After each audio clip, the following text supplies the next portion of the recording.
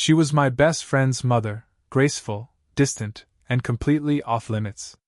I told myself it was just curiosity, a passing thought I'd never act on. But the night she said, "You'll remember this forever," something in both of us changed. One glance became a touch. One touch became silence that said too much. We weren't supposed to want each other, not with the years between us, not under the same roof. But wanting her felt like breathing, and trying not to felt impossible. This isn't a story about perfection, it's about the night everything we resisted finally broke. I never meant to stay that late. The house was too quiet, the air too still, like the night itself was waiting for something to happen. She was standing by the kitchen counter when I walked in, sleeves rolled halfway up, pouring wine like it was a secret. "Your friend's already asleep," she said without looking at me. The faintest smile tugged at her lips. "But you look like you can't." Her voice had that low, deliberate calm, the kind that didn't ask for attention but always got it. I tried to play it off, leaning against the doorway, pretending the dim light didn't make her skin glow the way it did. "Couldn't sleep," I said. "Too much coffee, maybe?" She laughed softly. "Coffee doesn't do that." That was when I realized how close I'd stepped. The scent of her perfume was faint, something floral, expensive, and familiar enough to make my pulse skip. She turned her head slightly, and our eyes met in the reflection of the glass cabinet. I looked away first. "You shouldn't look at people like that," she murmured, half smiling as she handed me a glass. "Like what?" "Like you're trying to figure them out." I wanted to tell her that I wasn't trying to, that I already had, months ago. But I didn't. Instead, I took the glass, fingers brushing hers. A small, electric mistake either of us corrected. The silence that followed wasn't empty. It had weight, a quiet, slow rhythm that seemed to pulse in time with our breathing. She leaned back against the counter, watching me like she was measuring the distance between us and the risk of closing it. "You know," she said, swirling her wine, "I used to think I was done with nights like this." "What kind of nights?" "The kind that make you forget who should have left first." Her tone was casual, but the way her hand tightened around the glass gave her away. She wasn't teasing. She was remembering. I didn't know what to say to that, so I said nothing. I just let the sound of the refrigerator hum fill the silence between us. The air smelled faintly of wine and something sweet, maybe the candle she'd lit hours ago, now just a flicker beside the sink. She looked up again, eyes softer now. "You're quiet tonight." "I don't know what to say," I admitted. "Then don't say anything," she said. "Just listen." I did. To the soft sound of her breath, the faint rustle of her blouse as she moved, the slow steps she took toward me. My throat felt dry. Every second stretched longer than the last. When she stopped, she was close enough that I could feel the heat from her skin. She looked at me the way people look when they've already made a decision they shouldn't have made. "You'll remember this night forever," she said quietly. And before I could answer, she added, almost in a whisper, "Don't pretend you don't want me here." I met her eyes, steady, searching, almost daring. My hand trembled slightly around the glass. I wanted to look away, to give her room to change her mind, but I didn't. "I stopped pretending a long time ago," I said. Something flickered across her face, surprise, maybe relief. But before anything more could happen, before the space between us could close completely, there was a sound from down the hall, a door opening, a floorboard creaking. We both froze. Her eyes darted toward the sound, then back to me. Neither of us moved, breath caught midair. The house was quiet again. But nothing about the silence felt the same. The next morning, I tried pretending nothing had happened. Pretending the air hadn't thickened between us last night, that her words hadn't settled somewhere deep and impossible to shake. She was at the kitchen table, reading the paper like always, robe tied neatly, hair still slightly damp. Sunlight slanted through the blinds, striping the table with gold. She didn't look up when I walked in, but I could tell she knew I was there. "Coffee?" she asked, tone even, as though nothing was out of place. "Sure." My voice sounded too casual, too deliberate. She poured me a cup and slid it across the table. Her fingers brushed mine again, brief but enough to make my pulse trip. This time, she didn't pull away right away. I watched her hand, the faint veins under her skin, the thin gold ring she still wore, though I'd never heard her mention anyone. It wasn't a wedding band, more like a habit she couldn't quite let go of. "Do you ever miss him?" I asked before I could stop myself. She glanced up slowly. Whoever gave you that ring?" Her lips curved, but not into a smile. "No one gave me this. I bought it myself." "Oh." She looked back down at the paper, pretending to read. "Sometimes," she said quietly, "it's easier to pretend someone did." Something in her voice pulled at me, not sadness exactly, but something lonelier, heavier. I wanted to ask more, but she folded the paper instead, ending the subject. "You're leaving soon, right?" she asked. "In a few days." She nodded, like she was reminding herself of it. "That's good. You've got your whole life ahead of you. Don't get stuck where people stay too long." "I don't think you're stuck," I said. She smiled faintly. "That's because you don't know what being stuck feels like." She stood then, walking past me toward the counter. Her robe brushed against my shoulder as she passed. I caught the soft scent of her hair, jasmine maybe, mixed with coffee and something warm. For a moment, she stopped behind me. I could feel her close, too close, like she wanted to say something but didn't. Then her hand rested lightly on my shoulder. "You should get some air," she said. "It's too quiet in here." Her touch lingered longer than the words did. I turned, but she was already walking toward the sink, pretending to rinse her cup. The morning light made her robe look almost translucent around the edges, soft against her skin. "Do you ever wish you'd done things differently?" I asked, voice low. Her shoulders tensed. "Every day," she said. Then she turned the water off, and the silence filled the room again. I didn't leave. I couldn't. She finally looked back at me, her expression unreadable, caught somewhere between warning and want. "Go on," she said softly, "before I forget what's right." But neither of us moved. Her hand stayed on the edge of the counter, mine clenched around the coffee mug, both of us pretending the space between us still meant something. And somehow, in that silence it did. That night, the house was louder than usual, the kind of restless quiet that made every sound sharper. I could hear the rain outside, the steady tick of a clock, and somewhere down the hall, the faint rhythm of her steps. She stopped by the living room doorway, arms crossed loosely. "You're still awake," she said. "So are you." Her robe was replaced by a simple gray sweater and jeans, hair tied back in a careless knot. No perfume this time, but she still carried that same gravity, like the room tilted slightly toward her. "I couldn't sleep," she said. "Storms do that to me." She came closer, and the lamplight caught her face, softer than I'd ever seen it, shadows deepening under her eyes. I shifted to make space on the couch, and she sat beside me, careful but near enough that her knee brushed mine. For a moment neither of us spoke. "I've been thinking," she said finally, voice low, "about how people see things. What they assume." "You mean us?" she exhaled. "If there even is an us." The words stung, though she didn't mean them to. I turned toward her, searching her face. "You're afraid of what they'll think." "I'm afraid of being foolish," she corrected. "Of making something real out of something that shouldn't be." The rain grew heavier, a dull roar against the windows.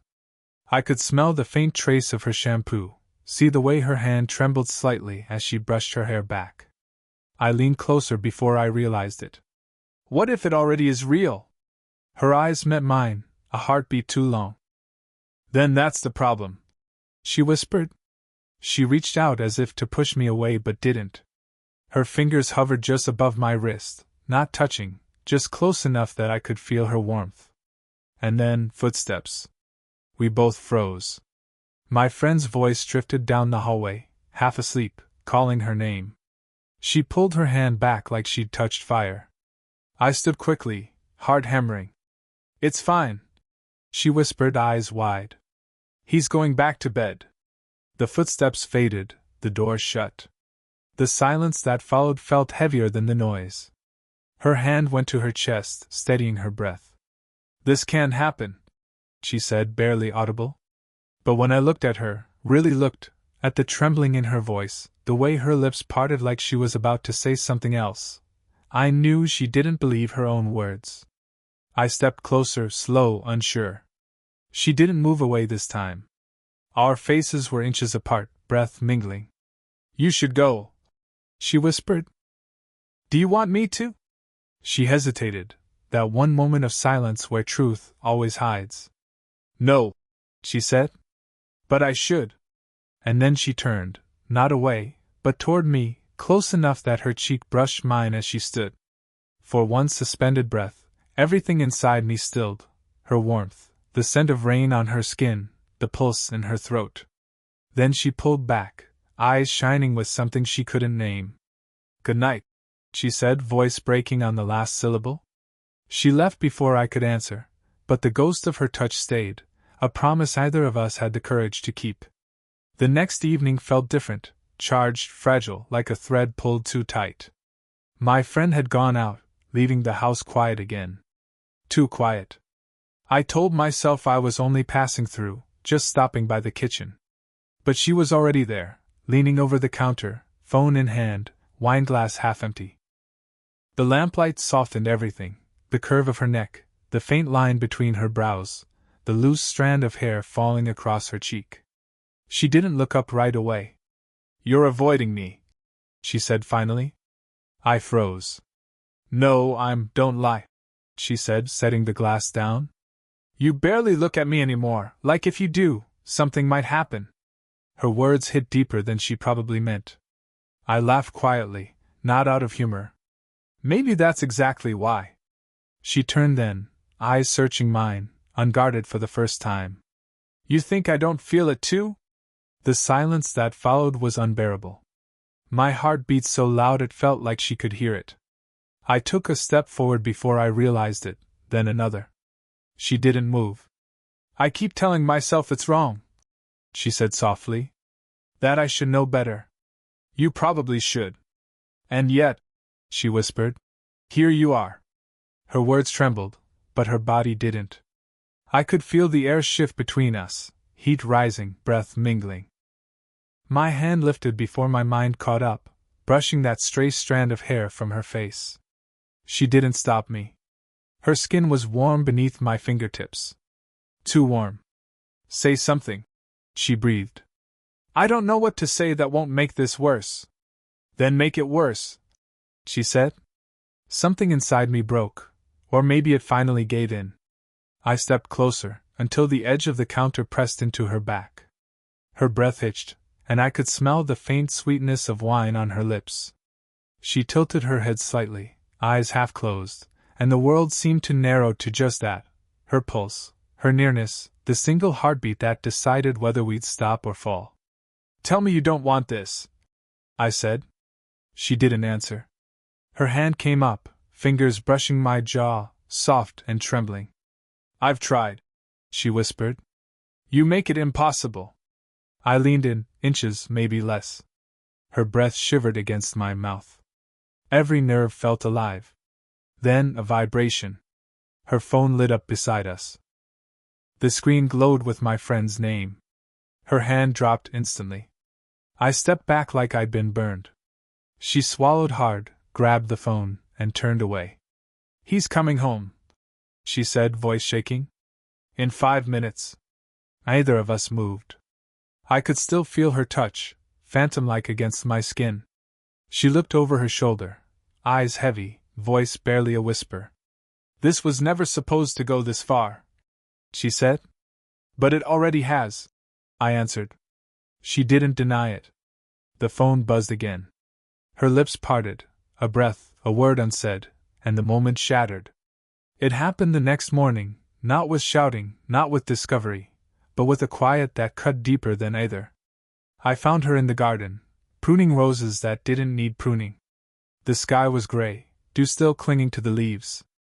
She didn't turn when she heard me approach, she just said, without looking up, "He knows something." My stomach dropped. "What?" "Last night," she said softly, voice brittle. "He heard us talking. He didn't say anything this morning, but he knows." For a moment, all I heard was the sound of the clippers, snip, snip, too fast, too harsh. "What did he say?" "Nothing," she said. "That's the problem." She finally turned, and I saw it, the fear she'd been hiding behind her calm. Her hands trembled slightly, the clippers slipping as she set them down. "This can't happen again," she whispered. I stepped closer. "You said that before? This time I mean it." Her eyes met mine, fierce and frightened all at once. "You don't understand what you'd lose." "What I'd lose? You think I care about that now?" I said, voice rising before I could stop it. "You think I haven't thought about the cost every night since, don't," she said sharply, cutting me off. Her chest rose and fell fast. "Don't make this harder than it already is." But it already was. She brushed past me, the faint scent of her hair filling the space between us. Her shoulder brushed mine, a touch that burned more than any word could. I caught her wrist before she could move away. "Tell me you don't feel it," I said. She froze, eyes flicking down to where my fingers held her. Her pulse thudded beneath my touch, fast, uneven. "I'm trying not to," she whispered. That honesty hurt more than any lie could have. I loosened my grip, but she didn't move. The space between us was too small for pretending. "You want the truth?" she said finally, her voice trembling. "The night you first stayed here, I should have told you why I let you." I frowned. "What do you mean?" Her gaze dropped. "You reminded me of someone. Someone I never got to say goodbye to." I felt it hit, that strange blend of jealousy and tenderness twisting inside me. "And now? Now you remind me of everything I tried to forget." Her eyes glistened, though she wouldn't let the tears fall. "I don't know where that leaves us," I said. She looked at me then, long, searching, defeated. "It leaves us standing too close," she murmured. The wind picked up, carrying the scent of wet earth and cut roses. Her hand trembled, reaching up as if to touch my face, but stopping halfway. "Go," she said, "before I make another mistake." I didn't. I couldn't. Instead, I took a single step closer, close enough that her breath caught, close enough that her resolve wavered. She didn't move. Didn't speak. Just stood there, eyes closed, as if waiting for the inevitable. The decision was already made.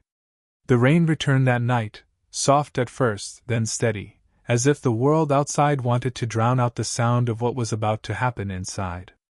She was in the living room, standing by the window, arms wrapped around herself. The lights were dim, the kind that softened everything but hid nothing. I hesitated in the doorway, my heart thudding so hard it felt audible.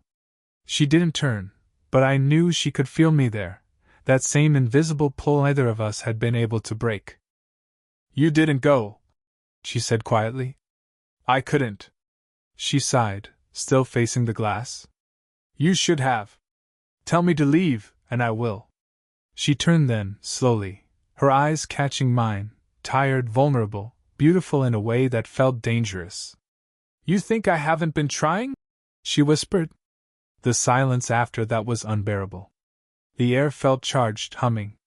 I took a step forward. Then another. Her breath quickened. "Don't," she said, but it came out weaker than she meant. "Then stop me." She didn't. We were inches apart now. I could feel the warmth of her body, smell the faint trace of her perfume, jasmine and rain. Her hand brushed my chest, as if to hold me back, but instead it stayed there, fingers trembling. "This isn't right," she murmured. "I know. But you're still here. I know that too." The tension was unbearable. Every unspoken word, every stolen glance, every almost touch had led here, to this single breath between us. "I tried to forget," she said. "Every day, I told myself it was just a moment that got out of hand." "Was it?" Her eyes lifted to mine, It stopped being that a long time ago. I reached up, brushing my thumb along her jaw, and she closed her eyes, not pulling away, not pretending. Her lips parted slightly, just enough to break whatever restraint was left. She leaned forward until her forehead rested against mine. I could feel her shaking. "If I let this happen," she whispered, "there's no going back. Maybe we're already past that." Her hand moved to the back of my neck, fingers threading into my hair, her breath hot against my cheek. Everything inside me screamed to close the space between us, to end the ache that had been building for days, weeks. But then, she stopped. Her fingers slipped away, her head lowering. "I can't," she said, voice breaking. I didn't move. I just stood there, breathing her in, trying to memorize the shape of what we were, everything we couldn't be. When she finally looked up, her eyes were full of something that felt like both love and loss. "You should go," she said, "before I stop trying." I nodded, though it hurt. "Tell me you'll forget me." "I already tried," she said softly. "It didn't work." We didn't say goodbye. We didn't need to. The rain kept falling, the world still spinning, but for that moment, time held still, two people standing too close to undo what they'd already chosen. The storm had passed by morning. Sunlight broke through the clouds, turning the wet pavement outside to gold. The house felt quieter than ever, the kind of quiet that follows a decision no one quite said out loud. I thought she'd be gone. Instead, I found her in the kitchen again, barefoot, hair still damp from a shower. She was making tea, not coffee, and the air smelled faintly of mint. For a long time, neither of us spoke. The hum of the kettle filled the silence like a heartbeat. "I didn't sleep," I said finally. She smiled a little. "Neither did I." Her voice was softer now, not careful, not hiding. Just honest. "I kept thinking," she said, turning toward me, "about everything I told you not to do, everything I said we shouldn't be. And?" Her eyes lifted, steady. "And I realized I wasn't trying to protect you. I was trying to protect myself." I took a slow step closer. "From me? From how you make me feel," she said. "It's been a long time since I felt anything this real." Something in her tone undid me, not the words, but the way she said them, quiet and unguarded. I reached out, hesitating for only a moment before brushing a strand of hair behind her ear. She didn't move away. "You don't have to be afraid of it," I said. She let out a shaky laugh. "Easy for you to say. You have time to make mistakes." I smiled faintly. "Maybe this isn't one."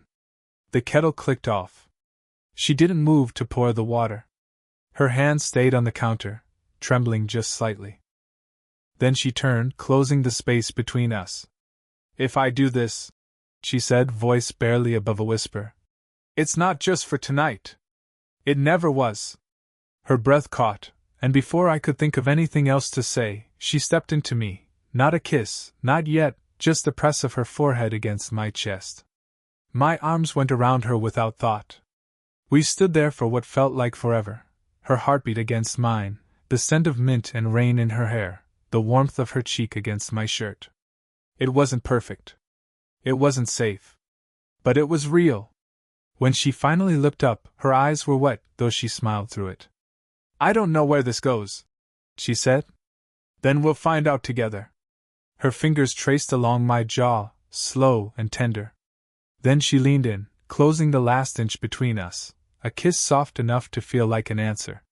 No more pretending. No more distance. Just the quiet, impossible truth of what we'd both known all along. Outside, the world had started over again, sunlight spilling across the wet garden, the sound of life returning. She whispered against my lips, almost to herself, "You were right. I will remember this." And I did. Always would.